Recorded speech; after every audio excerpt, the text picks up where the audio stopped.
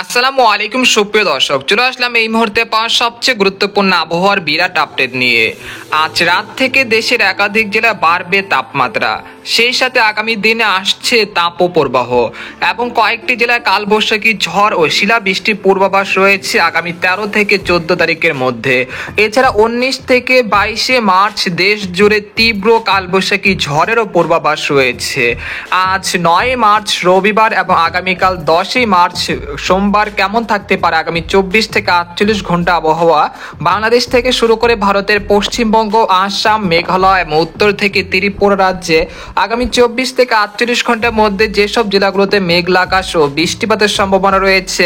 এছাড়া আগামী 24 ঘন্টা কোন কোন জেলাগুলোতে তাপমাত্রা বাড়তে পারে এই বিষয়ে বিস্তারিত জানতে হলে ভিডিওটি সম্পূর্ণ দেখতে থাকুন। আর আপনি কোন জেলা থেকে এই আবহাওয়ার খবরটি দেখছেন, আপনার জেলার নামটি আমাদের কমেন্ট বক্সে জানিয়ে দিবেন। আর সবার আগে সর্বপ্রথম সঠিক খবর জানতে আমাদের চ্যানেলটিকে সাবস্ক্রাইব করে রাখুন। এবার জেনে নেওয়া যাক এক নজরে। বন্ধুরা, এই পর্যায়ে আমরা সরাসরি উপগ্রহ চিত্রে চলে আসলাম। তো এখান থেকে আপনারা দেখতে পাচ্ছেন যে এই মুহূর্তে দেশের 8 বিভাগের 64 জেলার আবহাওয়া পরিস্থিতি স্বাভাবিক রয়েছে, অর্থাৎ আজ রাতে তেমন বৃষ্টিপাতের সম্ভাবনা নেই। তবে ঢাকা বিভাগের 2-1 স্থানে খুব সামান্য বৃষ্টিপাতের সম্ভাবনা একটা রয়েছে। এছাড়া দক্ষিণবঙ্গের কলকাতা, খড়গপুর, পূর্ব ও পশ্চিম মেদিনীপুর, কলকাতা, তারপর হচ্ছে কলাঘাট, শান্তিপুর, কাটোয়া, বর্ধমান, দুর্গাপুর, বানকুরুলিয়া, পুরুলিয়া, শিউরি, নালিহাটি, মুর্শিদাবাদ, কৃষ্ণনগর এই অঞ্চলের আকাশ এই মুহূর্তে পরিষ্কার রয়েছে এবং আজ রাতেও পরিষ্কার থাকার সম্ভাবনা রয়েছে। রাতে কোথাও তেমন বৃষ্টিপাতের সম্ভাবনা দেখা যাচ্ছে না দক্ষিণবঙ্গের সবকটি জেলাতে। আর উত্তরবঙ্গে আমরা দেখতে পাচ্ছি যে আলিপুরদুয়ার, শিলিগুড়ি, তারপর হচ্ছে জলপাইগুড়ি এই অঞ্চলে 2-1 স্থানের আকাশ কিছুটা মেঘলা রয়েছে, অর্থাৎ এই অঞ্চলে 2-1 স্থানে আজ রাতে খুব সামান্য বৃষ্টিপাতের সম্ভাবনা রয়েছে। তবে দেশের উত্তর অঞ্চল অর্থাৎ বিশেষ করে পঞ্চগড়, ঠাকুরগাঁও এই অঞ্চলের আকাশ কিছুটা মেঘলা থেকে কুয়াচ্ছন্ন থাকতে পারে, তবে বৃষ্টিপাতের সম্ভাবনা দেখা যাচ্ছে না তেমন। তবে ঠাকুরগাঁও, পীরগঞ্জ, তারপর হচ্ছে দিনাজপুর, সৈয়দপুর, জলঢাকা, লালমনিরহাট, রংপুর, কুড়িগ্রাম, তারপর পীরগঞ্জ, বিরামপুর, গাইবান্ধা এই অঞ্চলের আকাশ কিন্তু বেশ পরিষ্কার রয়েছে। এই অঞ্চলগুলোতে বৃষ্টিপাতের সম্ভাবনা নেই আজ রাতে, অর্থাৎ আজ রাতে তাপমাত্রা কিছুটা বাড়তে পারে। গত কয়েকদিনে যে শীতের তীব্রতা ছিল রাতের দিকে, সেই শীতের তীব্রতা আজ থেকে ধীরে ধীরে উধাও হতে শুরু করবে। আমরা দেখতে পাচ্ছি যে ময়মনসিংহ বিভাগের সবকটি জেলার আকাশ এই মুহূর্তে পরিষ্কার রয়েছে। আজ রাতে তেমন বৃষ্টিপাতের সম্ভাবনা দেখা যাচ্ছে না ময়মনসিংহ বিভাগের সবকটি জেলাতে। তবে সিলেট বিভাগের মৌলভীবাজার, তারপর রয়েছে হাবিবগঞ্জ, নাসিরনগর, ব্রাহ্মণবাড়িয়া এই অঞ্চলে 2-1 স্থানে খুব সামান্য বৃষ্টিপাতের সম্ভাবনা রয়েছে আজ রাতে, তবে সেটার সম্ভাবনা খুবই কম। আমরা দেখতে পাচ্ছি সিলেট, জৈন্তাপুর, কানাইঘাট এই অঞ্চলের আকাশ বেশ পরিষ্কার রয়েছে, তেমন বৃষ্টিপাতের সম্ভাবনা দেখা যাচ্ছে না। তবে আজ রাতে ঢাকা বিভাগের ফরিদপুর, তারপর দোহার, শিবালয়, বালিয়াকান্দি, পাংশা, মুকসাদপুর, মুন্সিগঞ্জ, নারায়ণগঞ্জ, নরসিংদী, ড্যামরা, কাপাসিয়া, বানিস্থলী, টাঙ্গাইল এই অঞ্চলে 2-1 স্থানে হালকা মাঝারি বৃষ্টিপাতের একটা সম্ভাবনা রয়েছে, যার সম্ভাবনা 40 থেকে 50%। এখানে আমরা দেখতে পাচ্ছি যে খুলনা বিভাগের মেহেরপুর, তারপর রয়েছে চুয়াডাঙ্গা, তারপর মাগুরা এই অঞ্চলে 2-1 স্থানে আজ রাতে খুব সামান্য একটা বৃষ্টিপাতের সম্ভাবনা রয়েছে, তবে সেটার সম্ভাবনা 40 থেকে 50%। আমরা দেখতে পাচ্ছি যে খুলনা, তারপর সাতক্ষীরা, শ্যামনগর, বাগেরহাট এই অঞ্চলের আকাশ কিন্তু বেশ পরিষ্কার রয়েছে, কোথাও তেমন মেঘলা আকাশের সম্ভাবনা দেখা যাচ্ছে না, অর্থাৎ আজ রাতে বৃষ্টিপাতের সম্ভাবনা নেই ইনশাল্লাহ। আমরা দেখতে পাচ্ছি বরিশাল, পিরোজপুর, মাঠবাড়িয়া, খেপুপাড়া, লালমনিরহাট, মতিরহাট এই অঞ্চলের আকাশ বেশ পরিষ্কার থাকতে পারে আজ রাতে, কোথাও তেমন বৃষ্টিপাতের সম্ভাবনা নেই। একই সঙ্গে চট্টগ্রাম, কক্সবাজার, মহেশখালী, টেকনাফ, তারপর সীতাকন, সন্দ্বীপ, হাতিয়া, তারপর কুমিল্লা, নোয়াখালী, ফেনী, চাঁদপুর, খাগড়াছড়ি, মানিকছড়ি, দীঘিনালা এই অঞ্চলের আকাশ বেশ পরিষ্কার থাকতে পারে, কোথাও তেমন বৃষ্টিপাতের সম্ভাবনা নেই ইনশাল্লাহ। এই পর্যায়ে আপনাদেরকে জানিয়ে দেবো যে আগামীকাল কিরকম আবহাওয়া থাকতে পারে, সেই জন্য আমরা সকাল ভোর 5টার দিকে চলে আসলাম। তো আমরা দেখতে পাচ্ছি যে দক্ষিণবঙ্গের বেশ কয়েকটি জেলাতে হালকা থেকে মাঝারি ধরনের একটি কুয়াশার আচ্ছন্ন থাকতে পারে, অর্থাৎ আকাশ কিছুটা কুয়াচ্ছন্ন থাকতে পারে সকালের দিকে। খড়গপুর, কলাঘাট, আরামবাগ, চন্দননগর, কলকাতা, হলদিবাড়ি, পূর্ব পশ্চিম মেদিনীপুর, গঙ্গাসাগর এই অঞ্চলে 2-1 স্থানে হালকা থেকে মাঝারি ধরনের ঘন কুয়াশা পড়তে পারে এবং সেটা বেলা বাড়ার সাথে সাথে কেটে যেতে পারে। এছাড়া দেখতে পাচ্ছি যে বাংলাদেশের দক্ষিণাঞ্চলের শ্যামনগর, তারপর রয়েছে সাতক্ষীরা সাতক্ষীরা, খুলনা, তারপর হচ্ছে বাগেরহাট এই অঞ্চলে 2-1 স্থানে কিছুটা হালকা মাঝারি ঘন কুয়াশা পড়তে পারে এবং সেটা বেলা বাড়ার সাথে সাথে কেটে যেতে পারে ইনশাল্লাহ।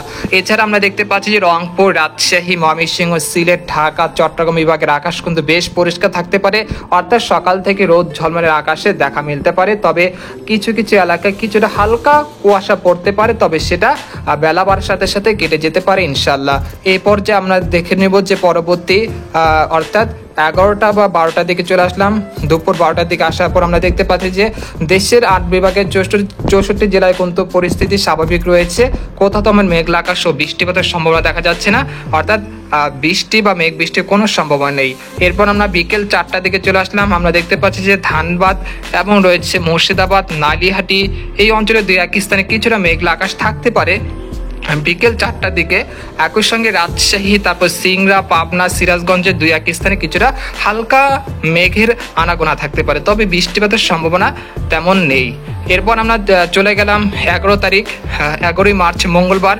আমরা দেখতে পাচ্ছি যে আবহাওয়া পরিস্থিতি স্বাভাবিক রয়েছে, অর্থাৎ আগামী 13 তারিখ থেকে আবহাওয়ার পরিবর্তন আসতে পারে।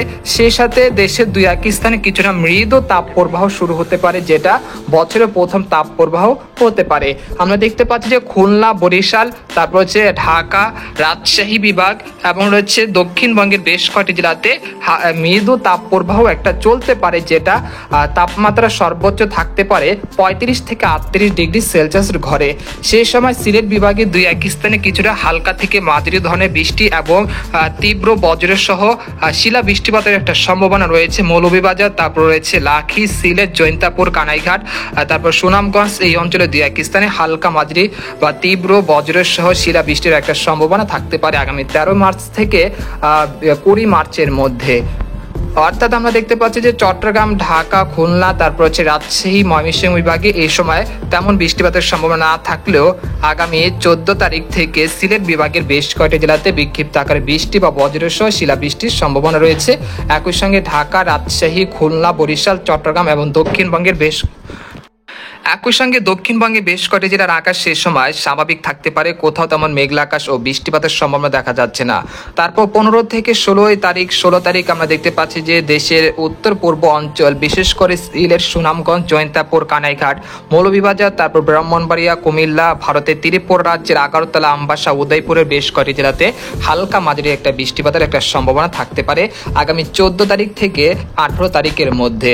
এছাড়া দেশের আবহাওয়া পরিস্থিতি স্বাভাবিক থাকতে পারে, তবে দিনের যে সর্বোচ্চ তাপমাত্রা সেটা কিন্তু অনেকটাই বাড়তে পারে। আমরা দেখতে পাচ্ছি যে আগামী 17 তারিখ ঢাকা বিভাগের সর্বোচ্চ তাপমাত্রা এখানে উঠে যাচ্ছে 38 ডিগ্রি সেলসিয়াসের ঘরে, অর্থাৎ মৃদু একটা তাপ প্রবাহ বয়ে যেতে পারে দেশের উত্তর, দক্ষিণ, পশ্চিম অঞ্চলের উপর দিয়ে, সেই সাথে দক্ষিণবঙ্গের বেশ কয়েকটি জেলাতে আগামী 17 তারিখ থেকে 18 তারিখ এই পরিস্থিতি তৈরি হতে পারে।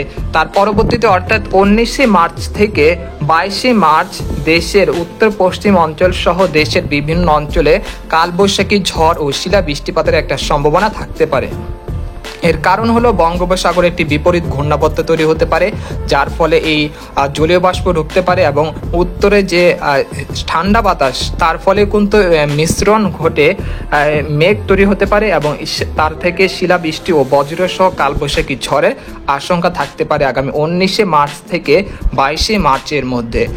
আপাতত বঙ্গোপসাগর স্বাভাবিক রয়েছে, কোথাও তেমন নিম্নচাপ বা ঘূর্ণিঝড়ের আশঙ্কা নেই। তো আজকের খবর এখানে বিদায় নিলাম। সবাই ভালো থাকবেন, সুস্থ থাকবেন, আল্লাহ হাফেজ।